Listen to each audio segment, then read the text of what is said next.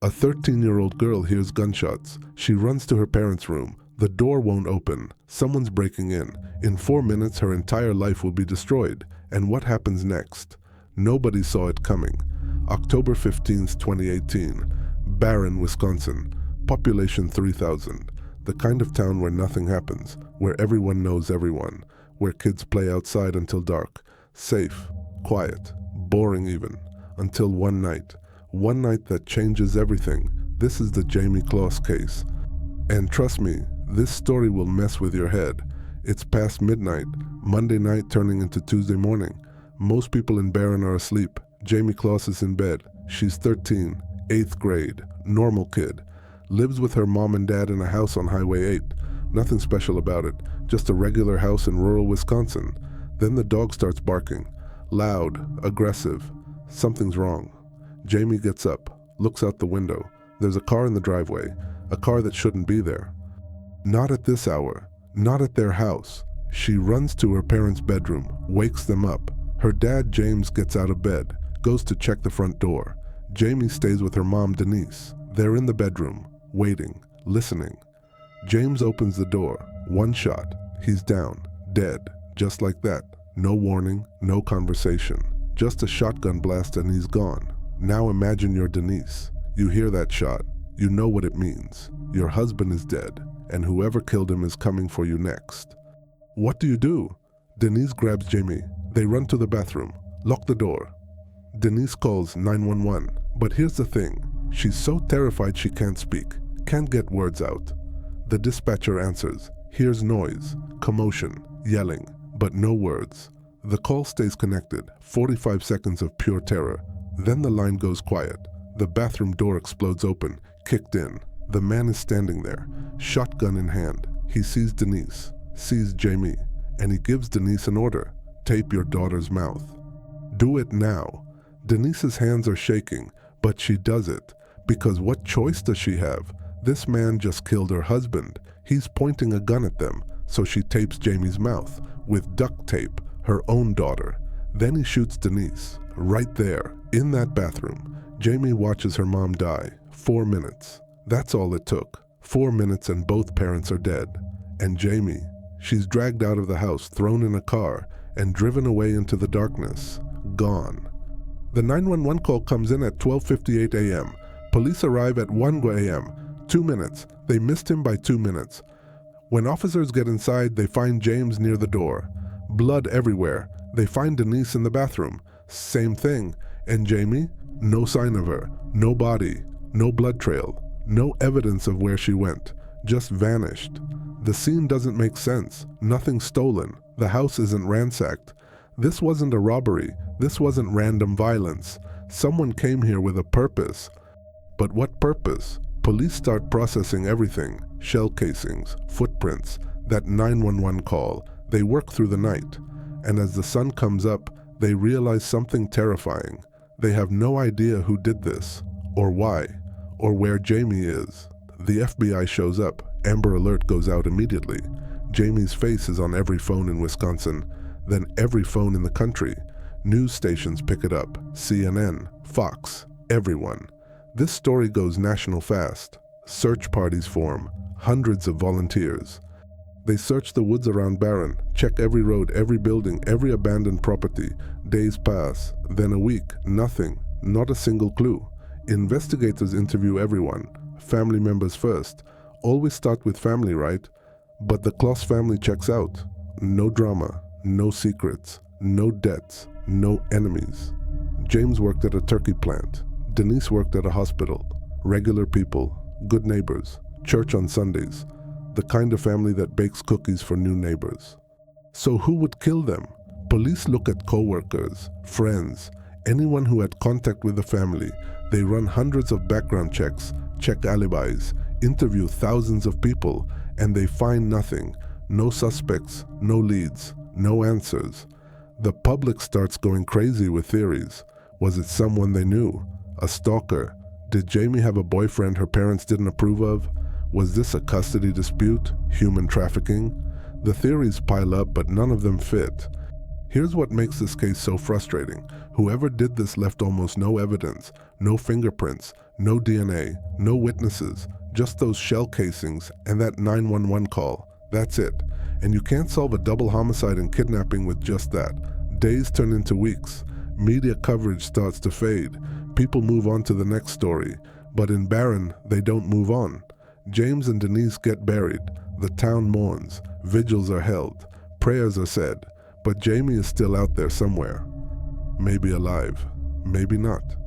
Let me tell you what's actually happening, because the truth is worse than anyone imagined. About 60 miles from Barron, there's a town called Gordon. Even smaller than Barron. Population maybe 600. It's the kind of place where properties are spread out. Woods everywhere, privacy, isolation. There's a cabin there, belongs to a guy named Jake Patterson. He's 21, lives alone, unemployed, no girlfriend, no real friends. Just him in this cabin in the middle of nowhere. From the outside, he's nobody. Just another person living in rural Wisconsin. Quiet, keeps to himself, invisible. But inside that cabin, Jayme Closs is being held prisoner. Patterson's bedroom has a twin bed. Under that bed is a space. And that's where Jayme spends most of her time. Not in the room, under the bed. Patterson puts plastic storage bins around the bed, heavy ones, creates a barrier. Then he turns on music, loud, or the radio, and he leaves, sometimes for a few hours, sometimes for 12 hours. Jayme is under there, in the dark, can't move, can't stretch, can barely breathe, just lying there, waiting, terrified. When Patterson is home, same thing, under the bed. He tells her if she makes noise, if she tries anything, bad things happen, real bad things. And Jayme believes him because she watched this man murder both her parents in cold blood. She knows exactly what he's capable of. Now here's the crazy part. Nobody knows Jake Patterson exists. Not in relation to this case. He's not on any radar. The FBI has interviewed over 3,500 people, followed up on 4,500 tips, checked every possible connection to the Closs family, but Patterson, he doesn't show up because he has zero connection to them. Zero. He doesn't live in Barron, never worked with James or Denise, doesn't know anyone they know. He's a complete stranger. So how did this happen? How did he even know about Jayme? Let me take you back 2 months before the kidnapping. Patterson is driving to work, some temporary job. He's on Highway 8 and he sees a school bus, stopped on the side of the road, kids getting on, and one of those kids is Jayme Closs. That's it. That's the moment everything starts. He sees a 13-year-old girl getting on a school bus, a Tuesday morning, random, ordinary, and something clicks in his mind. He decides right then, I'm going to take her. Think about how insane that is. A random sighting, a school bus. And this guy makes a decision that destroys multiple lives. He doesn't know Jayme, never met her, never talked to her, doesn't know anything about her except what she looks like, but that's enough. Patterson starts planning. He's not impulsive about it, he's methodical. He drives by the Closs house multiple times, learning the layout, seeing when people are home, when they're not. He watches, studies, prepares. He goes to a store, buys a shotgun, Mossberg 12 gauge. He gets a mask, black, covers his whole face. He steals license plates from a random car, puts them on his vehicle so his real plates won't be caught on cameras. This is premeditated, calculated, evil. And one night in October, he decides it's time. He drives to the Closs house, parks in the driveway, bold, not even trying to hide. He gets out, shotgun in hand, walks to the front door, and when James Closs opens that door, Patterson shoots him, no hesitation. Then he goes inside, finds Denise and Jayme, kills Denise, takes Jayme, 4 minutes, in and out, gone before police even get the 911 call. Back at the cabin, Jayme's life becomes a nightmare. Patterson controls everything, when she eats, what she eats, when she sleeps, when she can move. She's not allowed to talk unless he says so, not allowed to look at him sometimes, not allowed to exist as a human being, just a possession, a thing he owns. But sometimes Patterson has to leave, work, errands, whatever. And when he leaves, He makes Jayme stay under the bed, stacks those bins, turns up the music so if she makes noise, neighbors won't hear. Not that there are many neighbors, but still, he's careful. He tells Jayme if she tries to escape, he'll know, he'll find her. And it won't end well. He makes threats, vague but scary. And Jayme stays under that bed, day after day, week after week. Imagine that. You're 13 years old. You just watched both your parents murdered. You're in a strange place. Don't know where. Don't know if anyone's even looking for you. And you spend 12 hours a day under a bed, in the dark, alone, terrified. How do you survive that mentally? How do you not break? Christmas comes. Jayme spends it under a bed. New Year's, same thing. 2019 starts. Jayme is still there, still trapped, still alive but barely living. Meanwhile, the investigation goes cold. Police have done everything, followed every lead, interviewed everyone. Nothing connects. The case gets featured on talk shows, crime podcasts, documentaries. Everyone wants to solve it. Nobody can. Jayme's family holds vigils, keeps her room exactly as it was, waiting for her to come home. But hope is fading. It's been over 2 months. Statistics say if you don't find a kidnapped child within 48 hours, chances drop dramatically. It's been 60 days, then 70, then 80. People start accepting she might be dead. Maybe her body will turn up in spring when snow melts. Maybe she'll never be found. It happens. Cases go unsolved. Families never get closure. But Jayme isn't dead. She's under a bed in Gordon, Wisconsin, and she's planning. January 10th, 2019, day 88. Patterson tells Jayme he's leaving, going to visit his mom or something. He'll be gone a few hours. Does his usual routine. Bins, music, warnings. Then he leaves. Jayme hears the car drive away. She waits, makes sure he's really gone. And then she thinks, this might be it. This might be her only chance. She's tried to stay hopeful, tried to believe someone would find her, rescue her. But it's been 88 days. Nobody's coming. If she wants out, she has to do it herself. Jayme pushes against the bins. They're heavy, filled with stuff, meant to keep her trapped. But she keeps pushing, using her legs, her arms, everything she has. The bins shift, a little, then more. She squeezes through, gets out. She's in Patterson's room now. She could wait, play it safe. But something tells her this is the moment, now or never. She looks around, finds shoes, Patterson's shoes.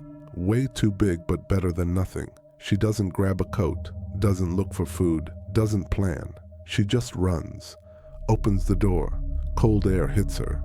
January in Wisconsin, freezing, snow everywhere. She's wearing light clothes, oversized shoes, no preparation, just pure survival instinct. She runs, down the driveway, past the cabin, into the road, woods on both sides. Houses spread far apart.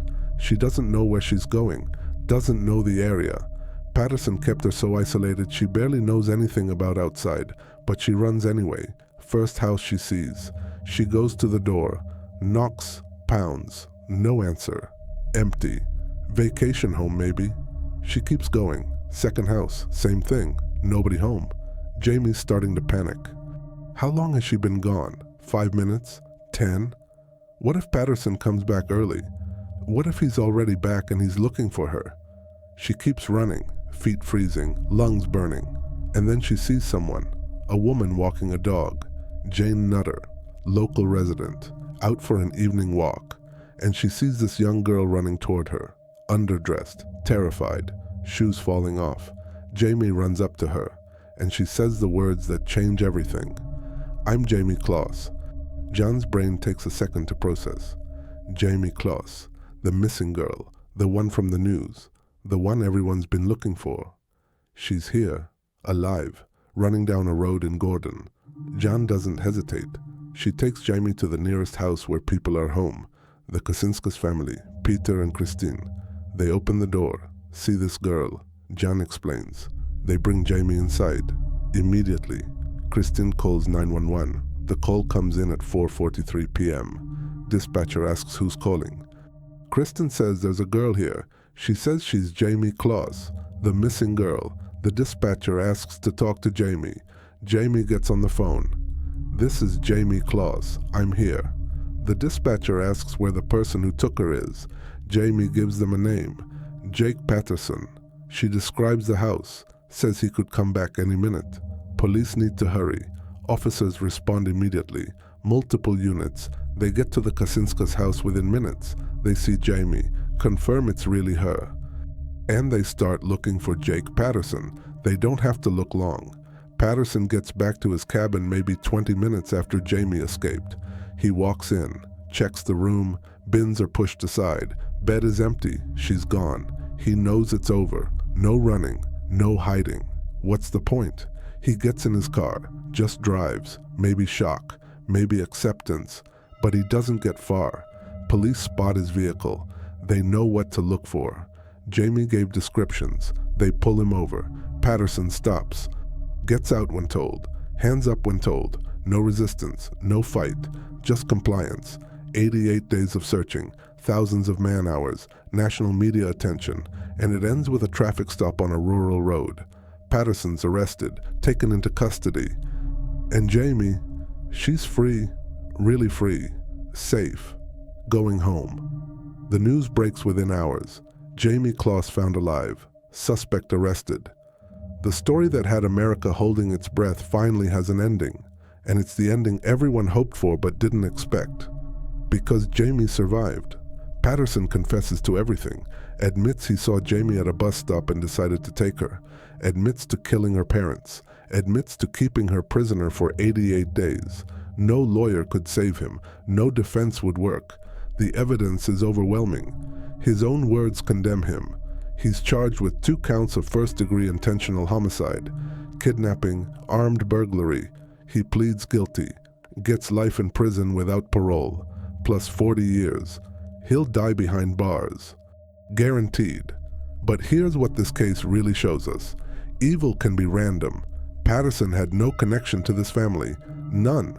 He wasn't rejected by Jayme, wasn't fired by her dad, wasn't wronged by anyone. He just saw a girl and wanted her. That's it. Pure evil making a choice. And that's terrifying, because it means you can do everything right, live a good life, be a good person, and evil can still show up at your door. Random, unpredictable, unstoppable. James and Denise Closs died protecting their daughter. James answered the door. Denise hid with Jayme, called for help. They did everything parents are supposed to do, and they died for it. That's the tragedy. But Jayme survived, not just physically, mentally. After everything she went through, watching her parents murdered, 88 days of captivity, living in constant fear, she found the strength to escape, to push those bins aside, to run into the freezing cold with no plan except survival. That's courage most adults don't have, and she was 13. At Patterson's sentencing, Jayme gave a victim impact statement. She didn't have to, could have stayed silent, but she chose to speak, looked Patterson in the eye, told him he took a massive part of her life, took her parents, did unforgivable things, but also told him he didn't break her, that she's strong, a survivor, and that's the truth. Patterson thought he could control her, own her, break her. He was wrong. Because Jayme is stronger than he ever was. This case teaches us something important. Monsters are real. They don't always look like monsters. Patterson looked normal, quiet guy in rural Wisconsin, until he became a killer. But heroes are real too. Jayme is a hero. She saved herself, made her own escape, refused to give up, and that's what matters most. She's rebuilding her life now, attending school, spending time with family, trying to have normal teenage experiences. She'll never get back what Patterson took, never get her parents back, never get those 88 days back, but she's not letting him take her future too. Patterson sits in prison, will die there, while Jayme lives free. That's justice. This story isn't just about a kidnapping, it's about survival, about a 13-year-old girl who refused to let evil win, who endured hell and came out the other side, who proved that even in the darkest moments, hope exists. Jayme Closs is unbreakable.